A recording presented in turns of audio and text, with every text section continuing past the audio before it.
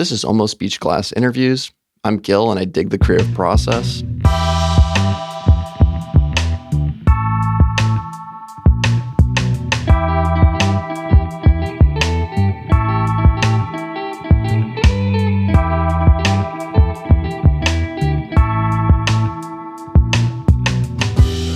Today, my guest is Adam Barkley, and I play bass for Biff Got Killed.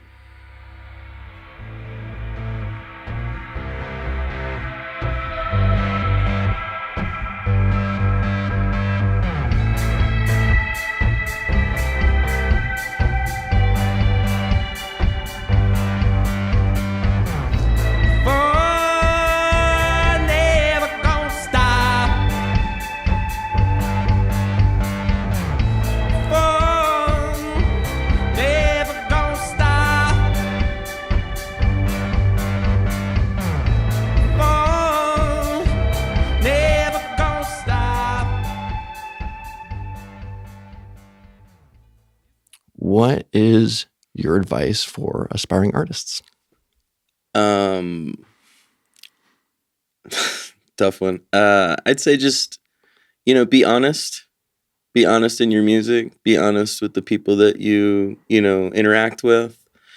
Because you can go see all different types of music. You can go see all different types of bands, and it may not be your exact flavor or thing that you love, but like you can tell when a band is being honest on stage and they're not just trying to be somebody else, they're trying to be themselves. So I would say just, beyond just fine-tuning your craft, fine-tuning your songs to be to your liking, just always approach all of that stuff with, I'm doing something honest up here. I'm not trying to be the next somebody. I'm trying to be the first me. So what I think I heard is that there's a difference between authenticity and taste or preference. And I feel like the two are interrelated, and I feel like they get confused a lot, or at least I have at times of going, I really like that, but I'm, as in your words, I'm me. How do you separate preference from your authenticity, I guess? I don't know.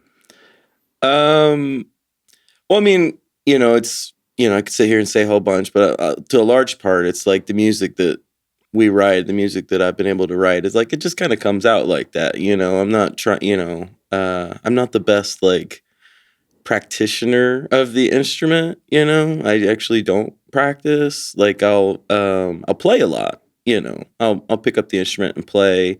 But not just one of those dudes that's ever just like, all right, the metronome's going, let's run some scales. Kind of jamming. It's more just like, I want to sit down and leave with an idea. I feel like that's a successful practice session for me. Leave with an idea or refine an idea versus just being like, I've got to be able to play, all my scales, all my modes, all these things up to speed, this and that. It's like, that's not the type of player I am, but also that's like that limitation does limit me. So that's why it's like, I'm always in rock bands, if someone handed me a sheet of music, I'm like, I'm completely lost,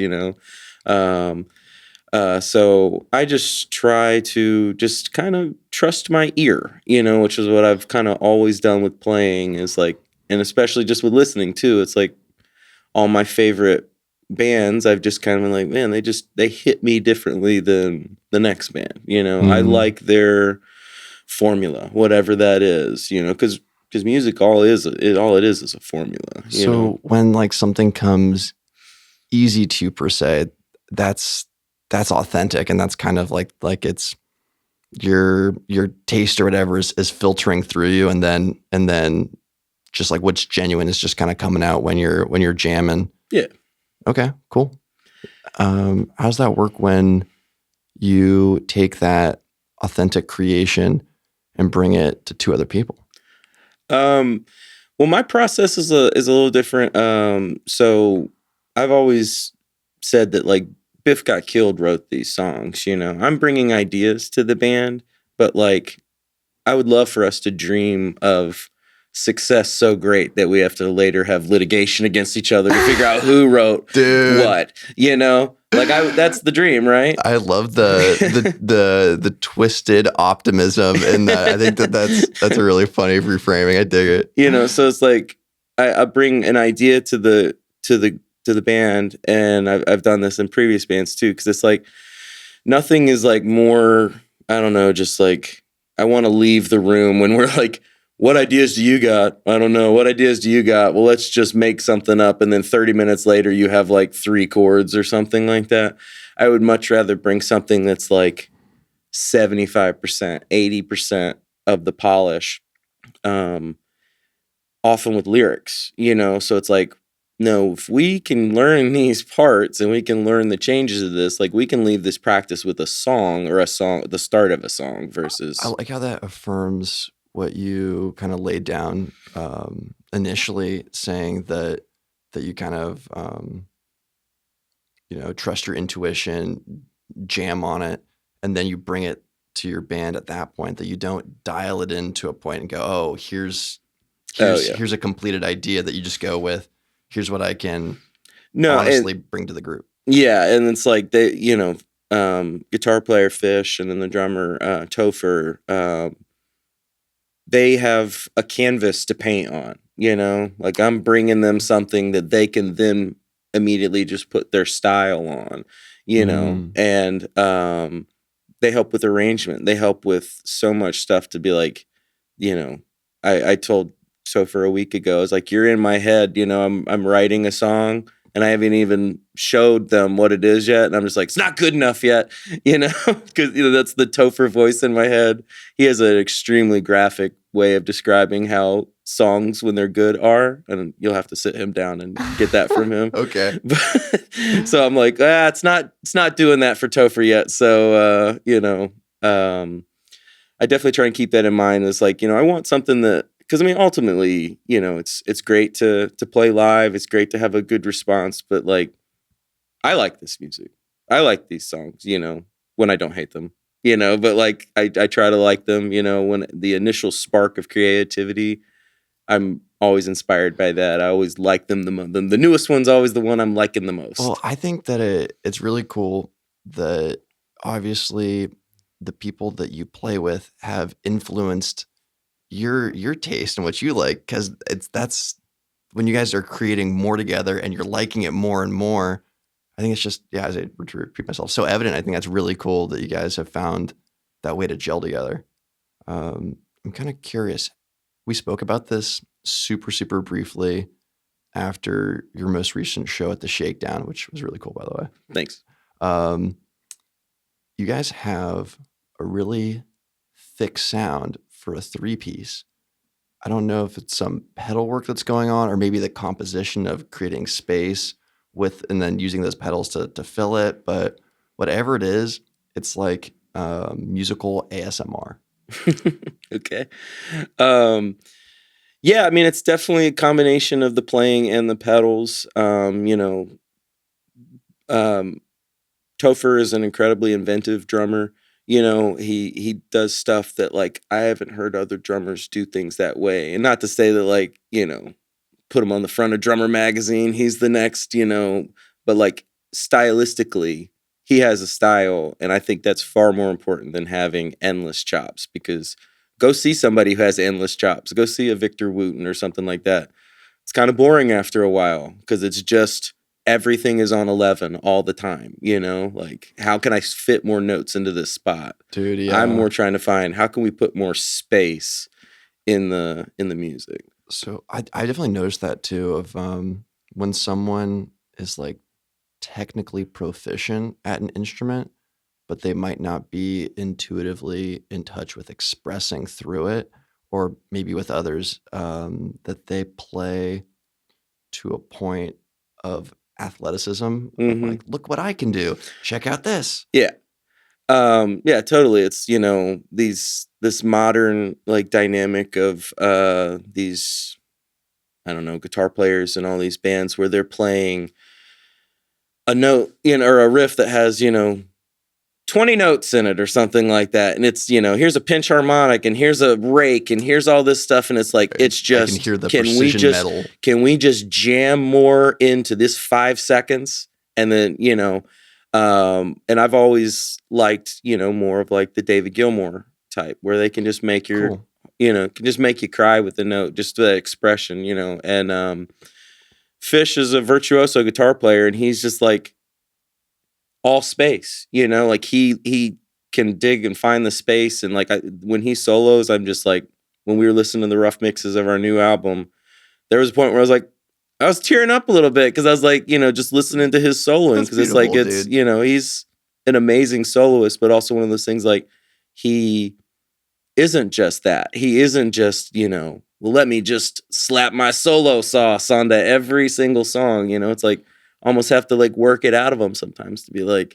So I almost would like for my frame of mind I almost would put it under the guise of restraint, but it sounds like it's something more complex than that or adjacent or something. What headspace are you guys in that creates that space in your guys' compositions? Well, you talked about like the thickness of it, like so a lot of especially in the shakedown, because that's we're getting on almost playing there maybe 10 times at this point. Like we're getting pretty dialed into that room. Cool. We know how to like make the walls shake, and that's my favorite part of the no pun intended. Shakedown. Yeah, that's my favorite part is like we can enjoy practice, but it's like the liveness of it, the bigness of those speakers. We don't have that at the house. You can't get that sound out of your boombox. You can't get that out of, a practice room. You can get close, but so with using the effects and using just extra, I do chords and stuff like that. I make sure that the bass is, I don't want it to be like, man, look at the bass player up there trying to just like, my last band that I was in Mississippi, I think I approached a lot of those songs from like, how can I get my hot licks out there? And this one is like, I've started almost every one of these songs with the words first. Like the last band, I was writing all the music and then just figuring out like, well, what combination of words can I sing with what cadence over them? And with this, I've had almost songs just completely written before I had any music written for it. Okay, so that makes sense. So you guys or being that you're setting the tone, that you're bringing in the initial stimuli to be responded to, is that you're not bringing in quote unquote the hot licks, that you're bringing in something inviting that is more based on like how can I serve the song, and then that frame of mind can be kind of shared.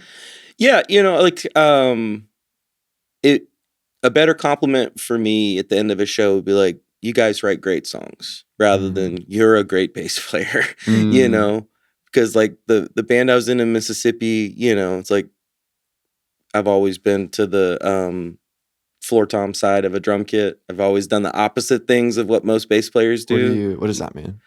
Well, most bass players always want to sit on the side of the hi-hat because the hi-hat is used, to keep the rhythm more than the floor tom. I've just historically always been on the floor tom side for whatever reason, so I'm on the right side of the stage versus the left side of the stage. And then I would just see, local bass players just watching me.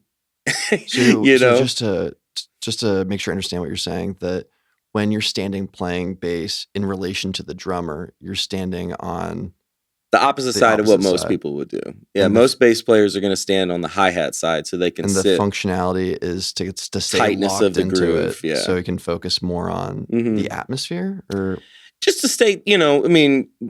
Granted, like being a singing bass player, it's like a lot of the things that lock me in are the lyrics. I have to stay kind of close to the mic because I can't just, I respect all these bands and bassists and, any musician that can put on just a lively live show. And I try to do that, but like a lot of times I'm feel like my job is to serve the song, is up there to put, like I want people to realize like he's having fun up there.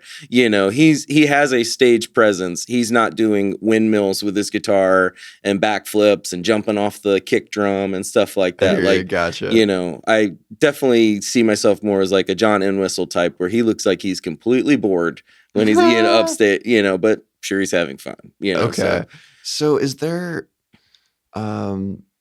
so you guys are tight when you play, and I dig that, but you also don't lock in collectively to a tempo that you guys um before we were recording I said I gave the comparison of Sublime of that that there'll be a section that'll be really slow and then you guys will as a unit speed up together and then slow down. Um how do you guys do that successfully? Because that seems like it has to be not locked into the tempo, but locked into each other or Mhm. following each other. Shitload of practice. That's part of it. But yeah, no, it is definitely, I feel like being in a band is like, you got to get all the band members' heartbeats to beat together. You know, you're counting your time together, you're counting the same. Um, and so for us, it's like I want us to have those dynamic shifts. I feel like that's, there's way heavier bands than us. There's way more distorted bands. There's softer bands that play, more melodic stuff. I want us to like do all of those things all at once. Because I love so many different types of music. I don't want to just be like, well, we're a doom metal band and we only play doom metal all the time. Like I get lower bandwidth for stuff that's just so uber focused like that. I like to be able to like, here's a section of our songs that sounds like Sun, and then that goes into something different. I agree And with then, you. You can get derivative to just say, here's the golden standard. Now let me emulate it. Because so then, yeah, so like with the dynamics and stuff like that, I try and, again, it's nothing new under the sun. The Pixies were doing that, back in the 80s where it's, loud, quiet dynamics or slow, fast dynamics. And I feel like for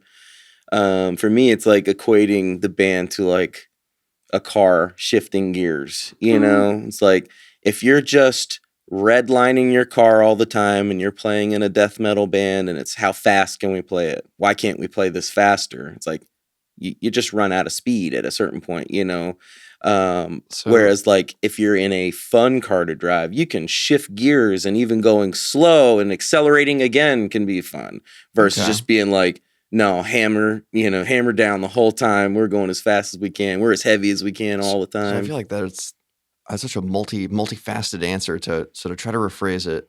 The first part was a whole lot of practice, and then it's like the culmination of different influences, and then you use those influences in the way that would give you guys the most enjoyment and to bring out the feeling that the song's evoking, I guess.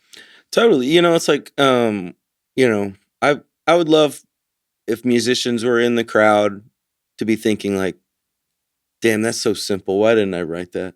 That's Like, I like I don't want some people like just, oh, I could never play that. Like I hope every musician watching us is like, damn, why didn't I write that I lick? have like that. Like it was right in front of my nose the entire time. Why was I trying to alchemize, some crazy concoction? I think that's a cool perspective. I like that. Um, I have a question that kind of stems back from a little bit ago when you were talking about when you play at the shakedown, the your guys' tonality is different than in a practice space, volume wise and stuff. Being that you've played there, 10 times, did you play there the first time and then go, oh, when we turn up this loud, trial and error, I want to do it differently, or did you try to work on, yeah, how did you dial in the sound design for a new space? Because I never even considered that.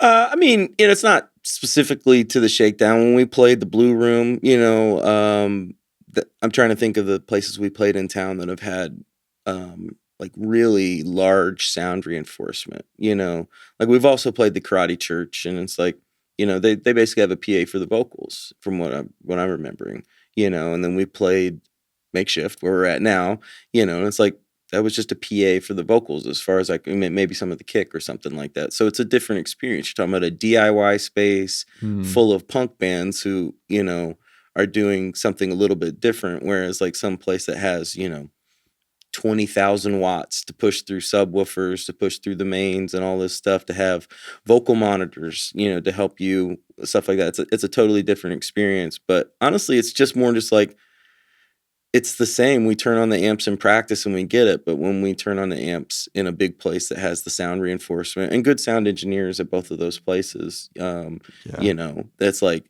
then it just brings a bigness to it that we couldn't achieve, outside of that. But it's like, I don't know. I lost my train of thought there. I guess an idea that is kind of adjacent to that I'm curious about is that, like, is the sound design of your pedals, is that what you're trying to optimize in a space, or what is the difference from playing at home at a practice space versus at, regardless of, the different specificities of these venues, playing in a foreign environment where you're going to have to kind of, alter it? Well, I guess one thing that is different is like my personal bass amp at my house. I have a finished basement and I have no neighbors around, so I can concrete. So like this guy that we're in right now. It's got drywall walls and stuff like that. So at least it's not a giant tin can like we're in. So with that, and then I have a very large speaker setup. I only brought one when I was playing there. I brought a 412, but I have a 412 and two 15s. And if I turn that amp up, like, I've shook glasses out of the cabinets, so it's like it gets pretty loud. So it kind of gets me partially the way there to know that, like, when I'm using this pedal and it's this loud, it's not just going to be a wall of mud, because it can turn into that if you're not, slicing that tone and really defining how you want it to sound. So I've really, I guess I would say, loud volume solo practice with myself as I'm trying to arrange. And then when we go to practice together, we're much lower volume than I practice by myself. Well, I think what you just said makes a whole lot of sense in regards to, you play at that loud volume at the venue, and then you bring that energy home and figure out the tonality that you want, and play louder so you can craft the sound that you want to bring to where it's going to be showcased. I think that's something that you successfully, it's so simple. Why didn't I, like just do the thing you'd fucking want to show off at home? Well, like, it's loudness is fun to a point until you see people in the crowd leaving. I've played places in Mississippi where it's basically a juke joint, concrete brick walls or something like that. And you get to a certain point there and, like, yeah, you're louder than hell, and everybody's in the front of the bar not watching you because you're so loud. Yeah. So it's like loudness is not the goal, that's part of the application. It's same, like, as much as we use loudness to define our sound, I want softness to define our sound too. And dynamics. And, and the range of the songwriting too. It's like, you saw us when we opened for a Metallica tribute album. Metallica tribute brand. We brought out every heavy song we had. When we play again in a month, there still was a lot of dynamics, which was really attractive. Yeah. Thank you. When we play again in a month with Full Color Dream, we're going to bring out some more poppy sound and stuff, because it's like, we want to cater our sound to fit the people, like, there is a part of me that's like, I want us to be a hard follow. So, I want people to see us on the bill and be like, gulp, So to play devil's advocate for a second, that I think definitely, being able to relate with different people, showing different sides of you is a really good thing.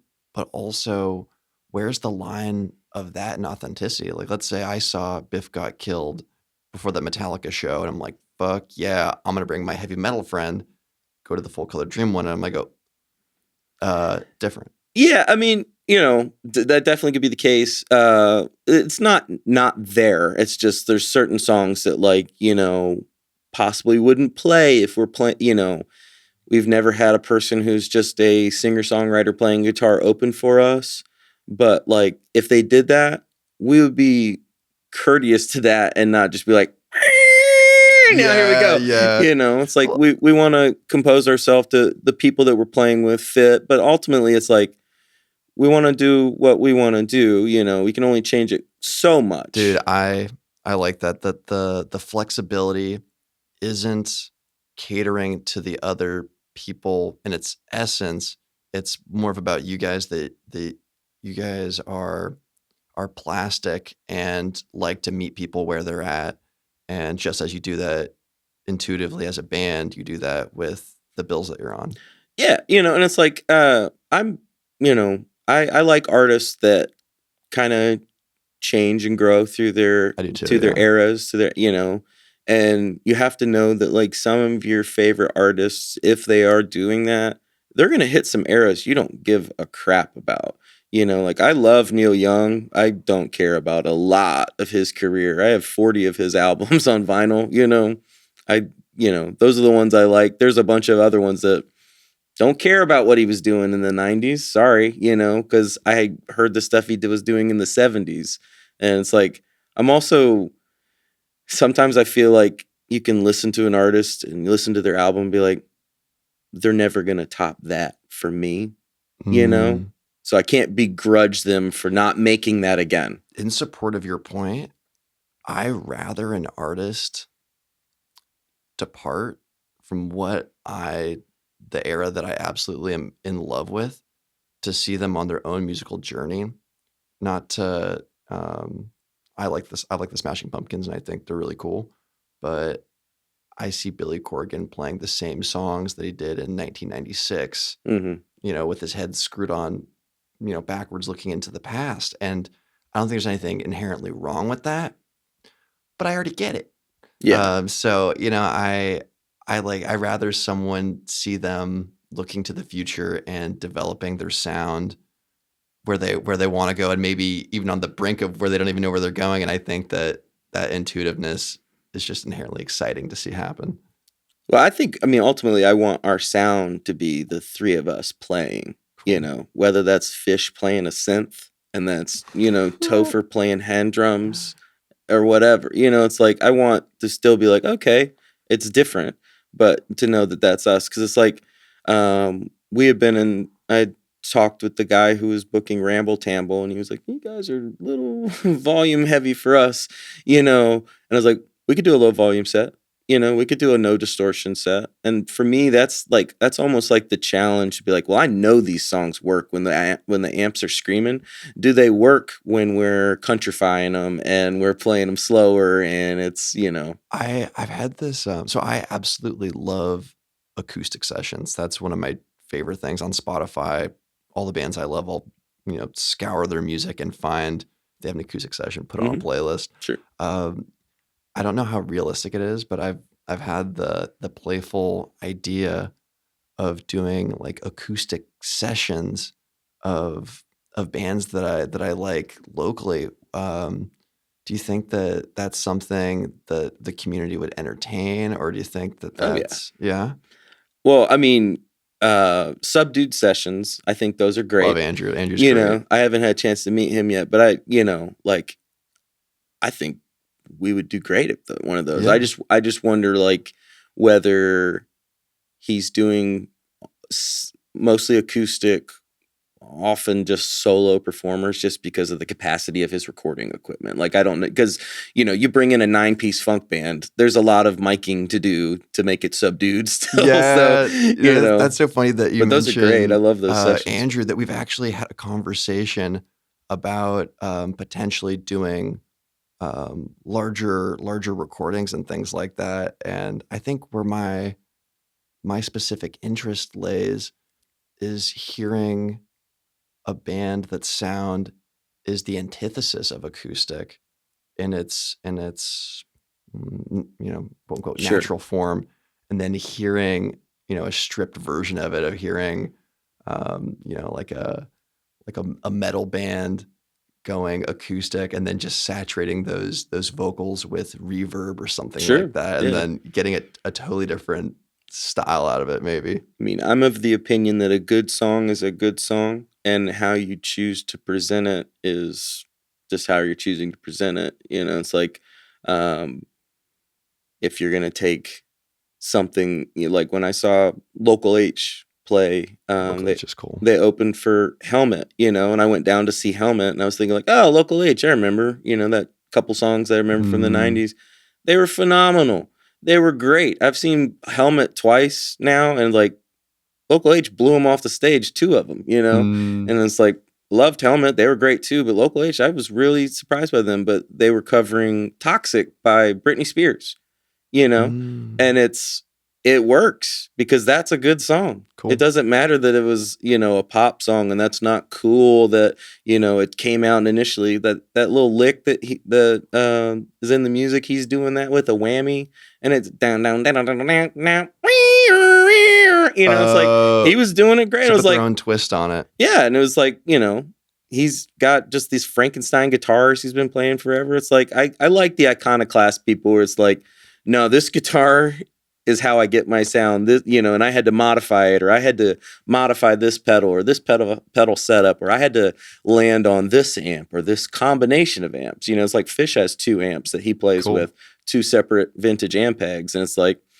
they sound great. He has, probably one of the most complex effects boards I've personally been around, to look at. Like if he told me to rewire that, I would be lost. It's so Well, I think funky. the deviations, I agree that's so attractive, and I think you've inspired me to revisit the idea of hearing heavy bands in a stripped acoustic way. So maybe I'll reach back out to Andrew and see what's up. Shout out to Subdued. Maybe we'll make it happen. Sure. Yeah, I think that sounds really fucking sick. Yeah, no, I mean, I just like playing. I have to like for this whole process, I have to remind myself like to enjoy every step of the process. Like it's not just like hating practice, hating songwriting. Oh, we get to play live a couple times a year. It's like, you need to enjoy all of it. And you need to like know, especially because like we're hobbyists, like Mm. it, if success came to our doorstep, of course we would answer the door. But like, there's no ability to tour. Two of us are parents,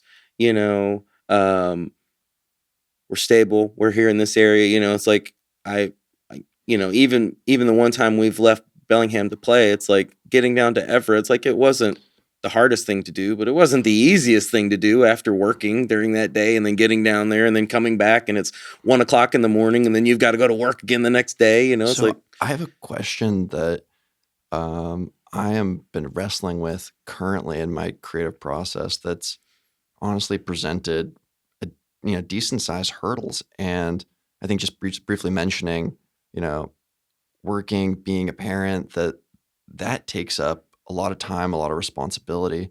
How do you manage your time to be creatively fruitful? Because you've obviously, have met a lot of measurable outcomes and have even recorded a new album coming up, which is really cool. thanks. Yeah. Yeah, I definitely want to chit chat about the album too. But how do you? What's the secret sauce to time? Because I am missing that ingredient. Um it's well also, I mean, I think like with music, you can't force music, if you have it in your head like I gotta play guitar an hour today, if you don't Yeah, have that hour, then you're just gonna be stressing like where do I find the hour, so some yeah, days it just isn't gonna work. Some okay. days you just have too much stuff going on. I think it's just kind of learning where you can find the time to do things. It's like I work at 7:30 in the morning and, if I'm lucky, I'm getting off at 4, but the last 3 nights it's been 8 o'clock at night that I'm getting off. I'm a mailman, so it's like just Hmm. you're done when your workload is done. So like a lot of things, like I try and get up in the morning to like, well, before I go to work, I'm gonna do X, Y, and Z. because it's going to help my mental clarity. It's going to help me get the things done. Wait, can you say that one more time?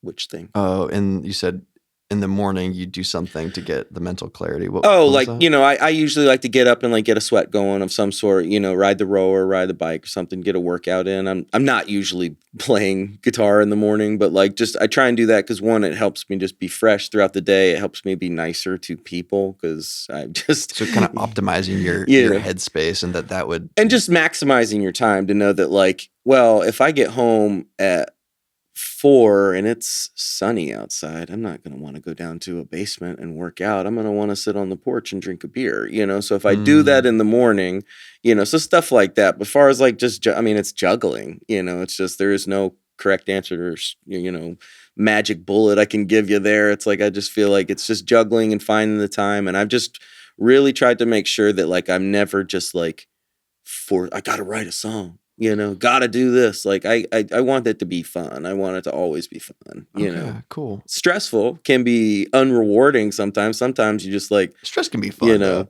Sometimes you play and you're just like, I just want to cut my fingers off and walk into the ocean now. Oh my God. I'm done with this. So to rephrase what you were saying about the morning routine thing, that it seems like if you can set up yourself to have the best headspace for the day and also keep your schedule malleable to optimize where you would do the best in that moment. Yeah. That can allow you to not force in that time to be creative, but when you do have it, to get the absolute best out of it. I'm also a night owl too. So it's like a lot of my playing, like I would say every one of these songs was written, in the middle of the night, or something like that. So it's like when I moved up here, my amp I had an 810, and I was living in an apartment. So obviously I wasn't playing that very much because, it would just drive anybody nuts. But, and when I was moved up here, it was like I had left the band and I felt like, obviously we weren't very successful, but we had put out a couple albums. We made a 7-inch, we made shirts, we played a lot. I think at one point, like one particular lineup had played, 75 shows together or something. We were, it was rewarding in that. But, and, I loved the guitar player I played with back then. He was, I felt like we just kind of finished each other's sentences versus like the drummer of that same band. I felt like it was just getting on the same page with her was just pulling teeth. My idea, and I'd drum mouth something to her, and it'd come out the complete opposite way to her, or she had an idea, and it would just like, that was more oil and water. But for him and I, like we, so like I really loved that like, damn, we're like, I found somebody that like is a writing partner, is a kindred spirit. And then to come up here and didn't know anybody. And I just kind of focused on just going to shows for a long time. I wasn't trying to play. This is the first band I've been in Washington. I was just going to shows because Mississippi is like a musical desert. Any big tour is pretty much just going to skip Alabama, Mississippi, and Louisiana. They're going to come from the Eastern Seaboard down, jump over those 3 states. We'll land in Texas, go all the way up here. Interesting. And then to be living in between both Seattle and Vancouver to get, there's no big tour is going to miss either one of those cities. They're either going to hit one or the other, or they'll hit it on the next leg of the tour. In between, And then that's not to cast any shade on Bellingham. The number of shows that I got to see at places like the Shakedown, it's like I got to see Red Fang at the Shakedown. I would have had to drive 3 hours to Louisiana to see that. They would never come to Mississippi. Well, don't fact check me, but or like 6 hours to Atlanta. So it's like I just got like I was just watching so many bands and just seeing like,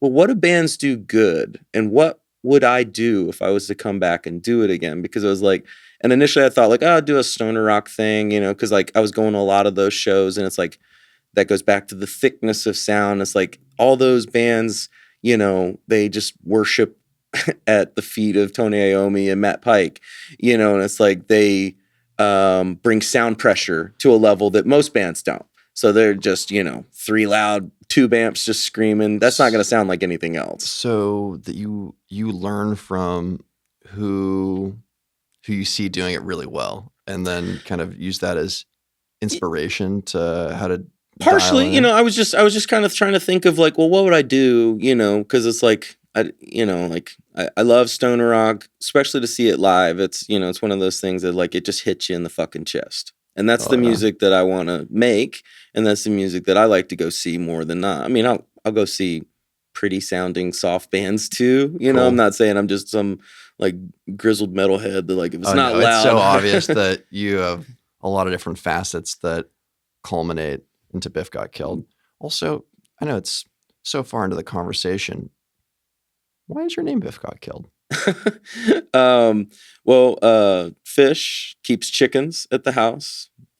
Had a chicken named Oh Biff, no. Yeah, there we and go. Biff was a lady. And I found out later that if lady chickens are all around each other and there's no rooster, one of them turns into the rooster, not like physically, but like Oh, like starts acting. yeah. And so Biff was a little handsy with the other other chickens, so they had to put Biff down. So Biff Oh got my killed. God. That is an interesting story. I was supposing that it had something to do with Back to the Future A and lot of that people Biff. have asked that because that's the only Interesting. big Biff that anybody knows. Uh, It's so funny. The band I was in Mississippi was called That Scoundrel, and when you searched That Scoundrel on YouTube, it always came up with some Dragon Ball Z thing. It's one of the Dragon Ball Z guys saying That Scoundrel. I think there is that. I always think that like to find the best, band name or brand name or anything, name for something that it's got to be unique enough that you Google it and other shit doesn't show up, Yeah, but also memorable enough that you're not like, oh, what was sure. that whole alphabet number, Yeah. thing that goes into it. So I think you guys threaded the needle on it. So I was happy back in Mississippi when we finally, when you YouTube That Scoundrel, it would come up with us before that There we go. video of Nice. Dragon Ball Z. So I think we got a ways to go before you Google Biff Got Killed and it doesn't come up with Biff getting, manure dumped into his car. Yeah. But we'll get there. All right, there we go. Well, I'm sending you guys good vibes on the search engine optimization. I want to recap some cool points that you laid out that I definitely want to hold on to. One that kind of repeated over time was that you focus on having fun with it. I think that's really cool, and that you guys serve the song and not look at it from an individual player, but looking at it as a collective that you guys are, I don't know, emoting maybe. I don't know. Yeah, I mean that's like I said, I was just watching so many concerts and just trying to figure out what I was gonna do and if I was ever gonna do something again. And I liked stoner rock a lot, but like a lot of those lyrics are so dumb. For lack of a better, there's songs about wizards and smoking weed and this, that, and the other, and dragons and yada yada yada. And it's just like I just have like no capacity to care about fantasy lyrics or like Interesting. a lot of stoner rocks bands sing about like being in space, and I stuff do like enjoy that. lyrics that are relatable and have an element of vulnerability, and I feel like that can kind of let me put aside my own assumptions about other people, and then to be like, oh, I can see a little bit of me in them. A lot of my favorite lyric writers, songwriters, like they're not serving up their idea just to you on a silver platter. They're leaving it for you to interpret, and you maybe I'm understanding what he's saying here, but then also like knowing that like it can be a song can be something for you that maybe it isn't for them, and maybe it's not that for the artist. It's like one of the ones that Long May You Run by Neil Young. Like my good friend Kyle, that was at his dad's eulogy, Long May You Run. Like that song's about a car, it's not about but it's like it's a beautiful The song. metaphoric meaning was Yeah, taken. it's so it's like one of those things like just to let songs be what you want them. So I mean, hopefully the lyrics are decipherable. I'm trying to, again, with everything like this, I'm trying for us to sound like us, to be having fun, but then also like know that like I want the I don't want somebody. I don't want to write lyric that I feel like somebody else could write. You know, like I'd like somebody leaving a concert of us being like, I don't like how they sound, versus like they kind of sound like this and I like that. You know, like I would much rather the individuality pronounced. I would much rather people like, you know, like us for the reasons that they like us versus I don't know. I kind of lost my train of thought there, but well, you know, I fuck with it. And the second point is a little bit, it seems like a niche one, but I found it very fruitful to take it from a place to apply it to different things. When you're talking about optimizing sound when performing, to play at home to that volume, to be able to transfer that skill accurately. I think I'm just taking that point away as play, or whatever your craft is, you know, hone it in the way that you'd want to display it. And I think that's really, because I think in so many aspects of life, you know, we privatize it and make it miniature, and then when things do grow and scale, that miniatureness of something, and such a lame way of describing it, but you can't really reap the fruits of what you've been working towards. And I think that you laid out an awesome groundwork of how to capitalize on that. Well, I mean, I feel like, you know, we have a weekly dedicated practice, you know, and there's like, I'm sure there are bands that once a week, we practice twice a week or 3 times, you know, however, you know, every night, you know, and it's like, but that's what fits into our schedule. But when we practice, you know, there's not a lot of like messing around. And like when we, you know, when we're getting close to a show, we're practicing the set list in the order. We're practicing those transitions in the song, between the songs, in the room. That way it's not some foreign thing, you know. It's like, this is, we don't want to be like, man, we barely landed that. You know, we want it to be like, no, we've landed it 10,000 times. You got to see it the one time we did it in front of a crowd. Off the runway, full speed, and we know how to land it and not, you know, touch down lightly. And go, am I gonna make it? And just to go back to, you know, seeing the shows, and the point I was trying to make there was like, you know, like seeing the things I did not like that bands do. Like, I don't like a lot of stage banter. It doesn't do anything for me.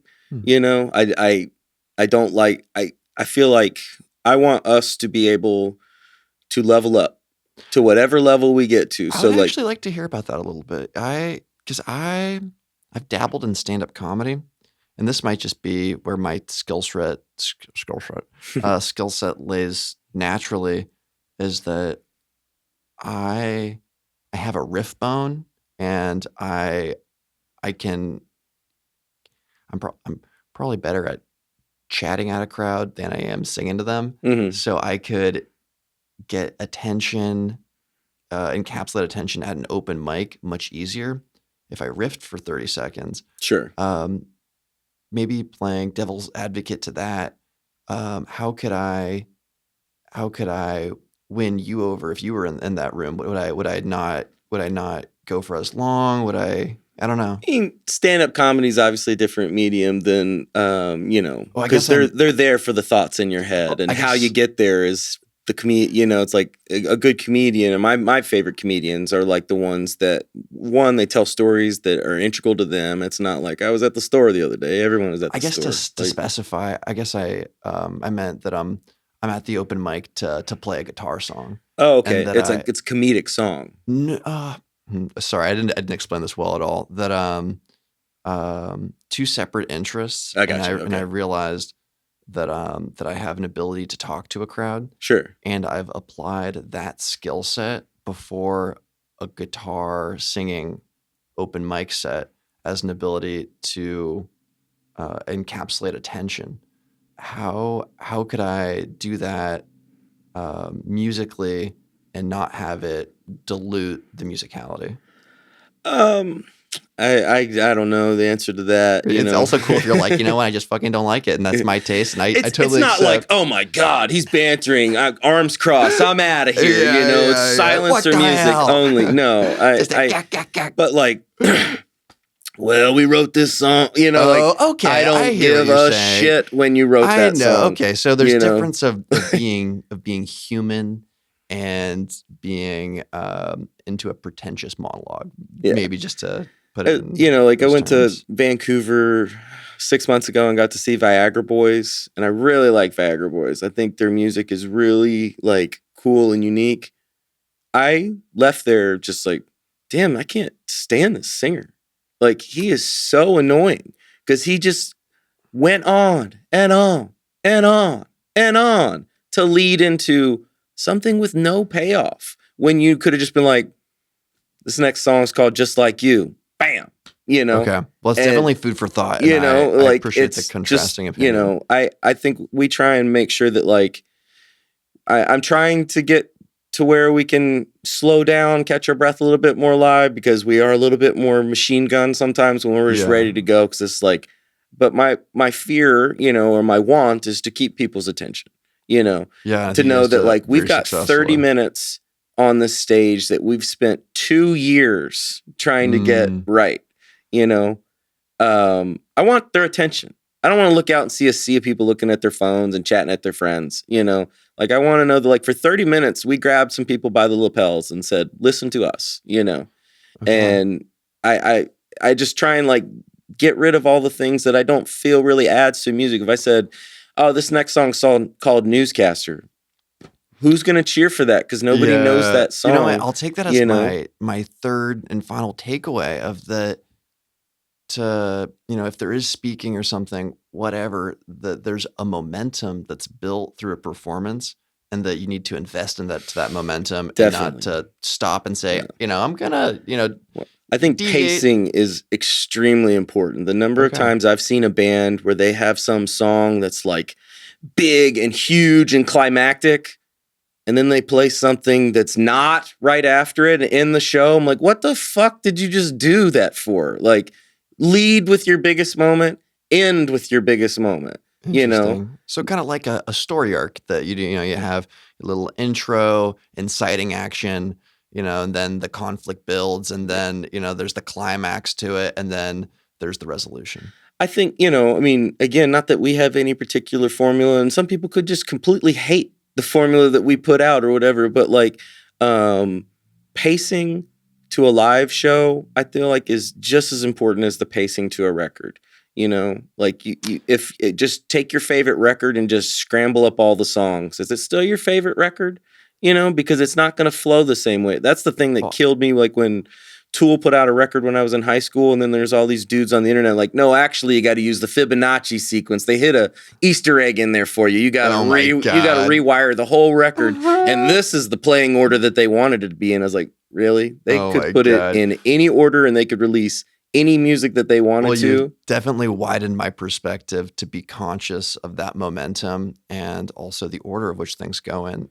I think it was a beautiful segue that you mentioned albums. I think as a closing note, I would love to hear about what you guys got cooking in the future, and specifically the release coming up.